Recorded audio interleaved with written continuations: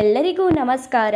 ATV Karnataka YouTube ಚಾನಲ್ಗೆ ತಮಗೆಲ್ಲರಿಗೂ ಕೂಡ ಪ್ರೀತಿಯ ಸ್ವಾಗತ. ಕನ್ಯಾ ರಾಶಿಯ ಜುಲೈ ತಿಂಗಳ 2025ನೇ ವರ್ಷದ ಮಾಸ ಭವಿಷ್ಯ ಹೇಗಿದೆ? ಕನ್ಯಾ ರಾಶಿಯವರಿಗೆ ಜುಲೈ ತಿಂಗಳಲ್ಲಿ ಯಾವೆಲ್ಲ ಲಾಭಗಳು ಬರಲಿದೆ, ಹಾಗೆಯೇ ಯಾವೆಲ್ಲ ಅಶುಭ ಫಲಗಳು ಬರಲಿದೆ, ಆ ಅಶುಭ ಫಲಗಳಿಗೆ ಪರಿಹಾರಗಳೇನು ಎಂಬುದರ ಬಗ್ಗೆ ಈ ವಿಡಿಯೋದಲ್ಲಿ ನಾನು ನಿಮಗೆ ಹೇಳ್ತೀನಿ, ಬನ್ನಿ. ಕನ್ಯಾ ರಾಶಿಯವರಿಗೆ 2025ನೇ ವರ್ಷದ ಜುಲೈ ತಿಂಗಳು ಬಹಳನೇ ಅದೃಷ್ಟದಾಯಕವಾದಂತಹ ತಿಂಗಳು ಅಂತ ಹೇಳಿದರೆ ತಪ್ಪಾಗಲ್ಲ. 90% ಅದ್ಭುತವಾಗಿರುತ್ತೆ ಈ ತಿಂಗಳಲ್ಲಿ. ಹಾಗಾದರೆ ಅಂತಹ ವಿಷಯಗಳು ಯಾವ್ಯಾವು ಎಂಬುದರ ಬಗ್ಗೆ ಚರ್ಚೆ ಮಾಡೋಣ. ಈ ವಿಡಿಯೋನ ಸ್ಕಿಪ್ ಮಾಡದೆ ಕೊನೆವರೆಗೂ ನೋಡಿ, ಆಗ ಮಾತ್ರ ಸಂಪೂರ್ಣವಾದಂತಹ ಮಾಹಿತಿ ಈ ರಾಶಿಯವರಿಗೆ ಬಂದು ಸೇರುತ್ತೆ. ಅದಕ್ಕೂ ಮುನ್ನ ನೀವೇನಾದರೂ ಗಣೇಶನ ಭಕ್ತರಾಗಿದ್ದಲ್ಲಿ, ದೇವರು ಮತ್ತು ಜ್ಯೋತಿಷ್ಯ ಶಾಸ್ತ್ರವನ್ನು ನಂಬುವುದಾದರೆ ಈ ವಿಡಿಯೋಗೆ ಈಗಲೇ ಒಂದು ಲೈಕ್ ಕೊಡಿ ಮತ್ತು ತಪ್ಪದೇ ನಮ್ಮ ATV ಕರ್ನಾಟಕ ಯೂಟ್ಯೂಬ್ ಚಾನಲನ್ನು ಸಬ್ಸ್ಕ್ರೈಬ್ ಮಾಡಿ, ಹಾಗೆ ಈ ವಿಡಿಯೋನ ಎಲ್ಲರಿಗೂ ಕೂಡ ಶೇರ್ ಮಾಡಿ. ಕನ್ಯಾ ರಾಶಿಯ ಜುಲೈ ತಿಂಗಳ 2025ನೇ ವರ್ಷದ ಶುಭ ಫಲಗಳ ಬಗ್ಗೆ ಮಾತನಾಡೋಣ. ಕನ್ಯಾ ರಾಶಿಯವರಿಗೆ ಈ ತಿಂಗಳು 90% ಅದ್ಭುತವಾಗಿದೆ.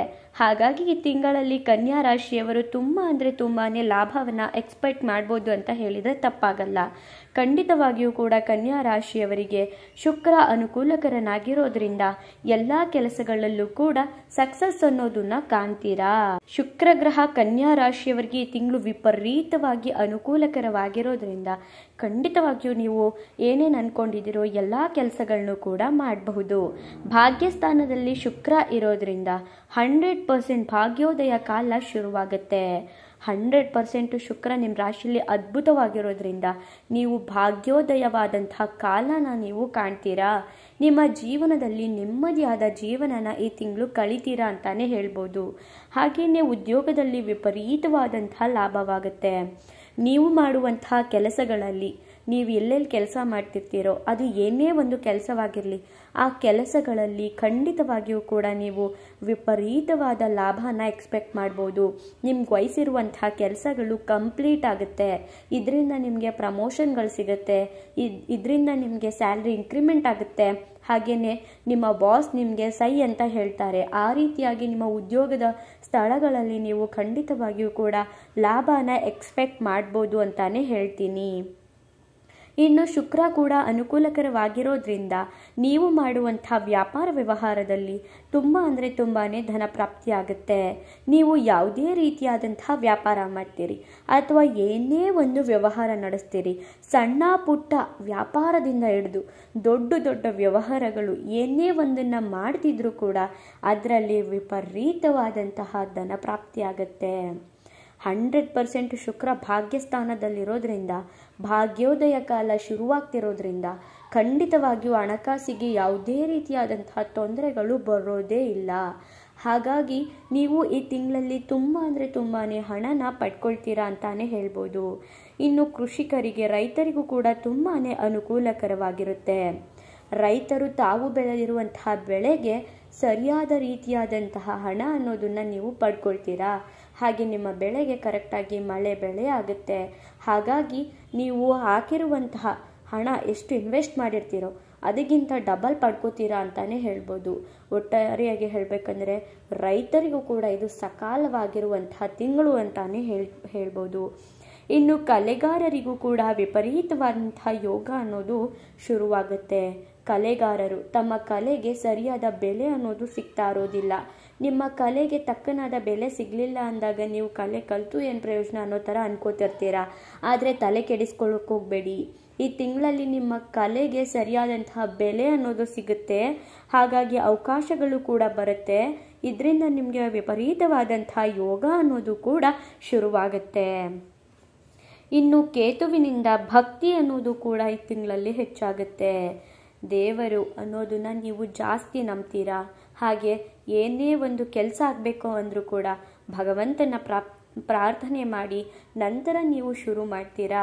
ಹಾಗಾಗಿ ದೇವರ ಮೇಲೆ ಭಕ್ತಿ ಅನ್ನೋದು ಕೂಡ, ಭಕ್ತಿ ಜ್ಞಾನ ಅನ್ನೋದು ಕೂಡ ಹೆಚ್ಚಾಗುತ್ತೆ. ಭಗವಂತ ನಮ್ಮ ಜೊತೆ ಇದ್ದಾನೆ ಅನ್ನೋ ಧೈರ್ಯ ಕೂಡ ನಿಮಗೆ ಈ ತಿಂಗಳಲ್ಲಿ ಸಿಗುತ್ತೆ. ಇನ್ನು ಸುಲಭವಾಗಿ ನೀವು ಜಯ ಅನ್ನೋದನ್ನು ಕೂಡ ಪಡ್ಕೋಬಹುದು. ನೀವು ಆರಾಮಾಗಿ ಸಕ್ಸಸ್ ಅನ್ನೋದನ್ನು ಕಾಣ್ತೀರಾ. ನೀವು ತುಂಬ ಕಷ್ಟಪಟ್ಟು ತುಂಬ ಎಫರ್ಟ್ ಹಾಕಿ ಸಖತ್ತು ಕಷ್ಟಪಟ್ಟು ನೀವು ನಾನು ಸಕ್ಸಸ್ ಆಗಬೇಕು ಅಂತ ಮಾಡುವಂತಹ ಸಂದರ್ಭ ಬರಲ್ಲ. ನೀವು ಸ್ವಲ್ಪ ಎಫರ್ಟ್ ಹಾಕಿದ್ರೂ ಸಾಕು, ಅದರಲ್ಲಿ ನೀವು ಸಕ್ಸಸ್ ಕಾಣ್ತೀರಾ ಈ ತಿಂಗಳಲ್ಲಿ. ಇನ್ನು ರಾಹುವಿನಿಂದ ಶತ್ರುಗಳಿಂದ ಜಯ ಅನ್ನೋದು ಕೂಡ ಇದೆ.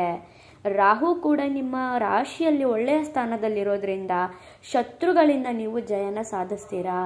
ಹಿಂದೆ ಶತ್ರುಗಳಿದ್ರೆ ನಾವೇನೇ ಕೆಲಸ ಮಾಡಿದ್ರೂ ಕೂಡ ಅದಕ್ಕೆ ಅಡ್ಡಗಲ್ಲಾಗ್ತಿರ್ತಾರೆ. ಆದರೆ ನೀವು ಶತ್ರುಗಳಿಂದ ಜಯ ಅನ್ನೋದನ್ನು ಪಡ್ಕೊಳ್ತೀರಾ.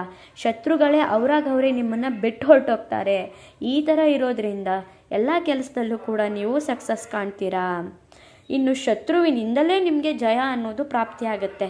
ಅವರು ನಿಮಗೆ ಕೆಡುಕು ಮಾಡಬೇಕು ಅಂತಲೇ ಬರ್ತಾರೆ, ಆದರೆ ಅವರಿಂದಲೇ ನಿಮಗೆ ಸಕ್ಸಸ್ ಸಿಗೋದ್ರಿಂದ ಶತ್ರುಗಳು ಕೂಡ ನಿಮಗೆ ಒಳ್ಳೆಯದನ್ನೇ ಮಾಡ್ತಿದ್ದಾರೆ ಈ ತಿಂಗಳಲ್ಲಿ. ಇನ್ನು ರವಿಗ್ರಹ ಮತ್ತು ಬುಧಗ್ರಹ ಲಾಭಸ್ಥಾನದಲ್ಲಿರೋದ್ರಿಂದ ಹೆಸರು, ಕೀರ್ತಿ, ಪ್ರತಿಷ್ಠೆ ಎಲ್ಲವೂ ಕೂಡ ಈ ತಿಂಗಳಲ್ಲಿ ಹೆಚ್ಚಾಗುತ್ತೆ. ರವಿ ಕೂಡ ಬುಧಗ್ರಹ ಕೂಡ ಒಳ್ಳೆಯ ಸ್ಥಾನದಲ್ಲಿರೋದ್ರಿಂದ ಸಮಾಜದಲ್ಲಿ ನಿಮ್ಮನ್ನು ಜನ ಆಡಿ ಹೊಗಳುತ್ತಾರೆ. ಹಾಗೆಯೇ ಕೀರ್ತಿ, ಪ್ರತಿಷ್ಠೆ ಎಲ್ಲವನ್ನು ಕೂಡ ನೀವು ಪಡ್ಕೊಳ್ತೀರಾ. ಸಮಾಜದಲ್ಲಿ ಒಳ್ಳೆಯ ಹೆಸರು ಬಂತು ಅಂದರೆ ಖಂಡಿತವಾಗಿಯೂ ಕೂಡ ಒಳ್ಳೆಯದೇ ಆಗುತ್ತೆ ಅಂತ ಅರ್ಥ. ಒಳ್ಳೆ ಸ್ಥಾನಮಾನ ಅನ್ನೋದು ಕೂಡ ಸಿಗುತ್ತೆ. ಇನ್ನು ಸರ್ಕಾರಿ ಉದ್ಯೋಗದಲ್ಲಿ ಯಾರ್ಯಾರು ಕೆಲಸ ಮಾಡ್ತಿರ್ತಾರೋ ಅವರಿಗೆ ಬಡ್ತಿ ಸಿಗುತ್ತೆ, ಪ್ರಮೋಷನ್ಗಳಾಗುತ್ತೆ. ಗೌರ್ಮೆಂಟ್ ಕೆಲಸ ಯಾರ್ಯಾರು ಮಾಡ್ತಿದ್ದಾರೋ ಅವ್ರಿಗೆ ಖಂಡಿತವಾಗಿಯೂ ಕೂಡ ಒಳ್ಳೆಯದೇ ಆಗುತ್ತೆ. ಹಾಗೆಯೇ ನೀವು ಅಂದ್ಕೊಂಡಿರೋ ಕಡೆ ಟ್ರಾನ್ಸ್ಫರ್ ಕೂಡ ತಗೋಬಹುದು, ಪ್ರಮೋಷನ್ಗಳು ಕೂಡ ಆಗಬಹುದು, ಹಾಗೆಯೇ ಸ್ಯಾಲ್ರಿ ಇನ್ಕ್ರಿಮೆಂಟ್ ಕೂಡ ಆಗಬಹುದು. ಇನ್ನು ಗುರುಬಲ ಕೂಡ ಈ ರಾಶಿಯವರಿಗಿರೋದ್ರಿಂದ ಏನೇ ಒಂದು ವ್ಯವಹಾರ ಮಾಡಿದ್ರೂ ಕೂಡ ಅದರಲ್ಲಿ ಸಕ್ಸಸ್ ಅನ್ನೋದನ್ನು ಖಂಡಿತವಾಗಿಯೂ ನೀವು ಎಕ್ಸ್ಪೆಕ್ಟ್ ಮಾಡಲೇಬಹುದು.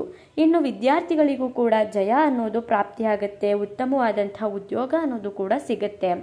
ವಿದ್ಯಾರ್ಥಿಗಳು ತಮ್ಮ ವಿದ್ಯಾಭ್ಯಾಸನ ಮುಗಿಸಿರ್ತಾರೆ, ಒಳ್ಳೆ ಕೆಲಸ ಬೇಕು ಅಂತ ಹುಡುಕ್ತಿರ್ತಾರೆ. ಅಂಥವ್ರಿಗೂ ಕೂಡ ಈ ಸಮಯದಲ್ಲಿ ಖಂಡಿತವಾಗಿಯೂ ಕೂಡ ಉತ್ತಮವಾದಂಥ ಉದ್ಯೋಗ ಅನ್ನೋದು ಪ್ರಾಪ್ತಿಯಾಗುತ್ತೆ. ಇನ್ನು ಸತತ ಪ್ರಯತ್ನದಿಂದ ಖಂಡಿತವಾಗಿಯೂ ಕೂಡ ನೀವು ಲಾಭನ ಎಕ್ಸ್ಪೆಕ್ಟ್ ಮಾಡ್ಬೋದು. ನೀವು ಎಷ್ಟು ಪ್ರಯತ್ನ ಮಾಡ್ತೀರೋ ಅಷ್ಟು ಲಾಭ ಅನ್ನೋದು ಈ ತಿಂಗಳಲ್ಲಿ ನೀವು ಪಡ್ಕೊಳ್ತೀರಾ. ಇನ್ನು ಇಷ್ಟೆಲ್ಲ ಶುಭ ಫಲಗಳನ್ನ ನೋಡಿದ್ದಾಯಿತು. ಇನ್ನು ಎಚ್ಚರಿಕೆಯನ್ನು ನೀವು ಜುಲೈ ತಿಂಗಳಲ್ಲಿ ಏನೇನು ವಹಿಸಬೇಕು ಅಂತ ನೋಡೋದಾದರೆ, ಕುಜ ನೀಚನಾಗಿರೋದ್ರಿಂದ ಮಾತಿನಲ್ಲಿ ಸ್ವಲ್ಪ ಎಚ್ಚರಿಕೆಯನ್ನು ವಹಿಸಬೇಕಾಗತ್ತೆ. ನನಗೆಲ್ಲವೂ ಸಿಕ್ತು, ನಾನು ತುಂಬ ಹಣನ ಮಾಡ್ತಿದ್ದೀನಿ ಅಂತ ನೀವು ಯಾವುದೇ ಕಾರಣಕ್ಕೂ ನಿಮ್ಮ ಮಾತನ್ನು ಹಿಡಿತಾ ಇಲ್ಲದೇ ಮಾತಾಡಬೇಡಿ.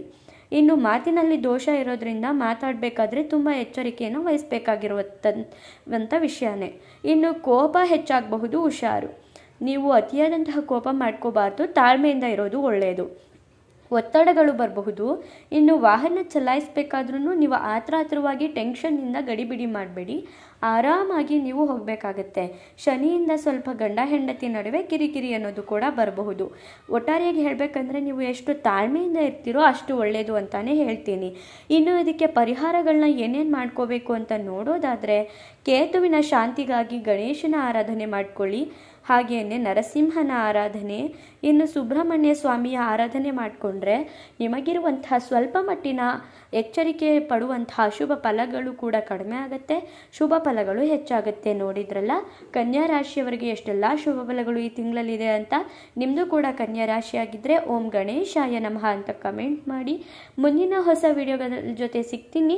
ಈ ವಿಡಿಯೋನ ಎಲ್ಲರಿಗೂ ಕೂಡ ಶೇರ್ ಮಾಡಿ, ನಮ್ಮ ಚಾನಲನ್ನು ಸಬ್ಸ್ಕ್ರೈಬ್ ಮಾಡಿ. ಧನ್ಯವಾದಗಳು.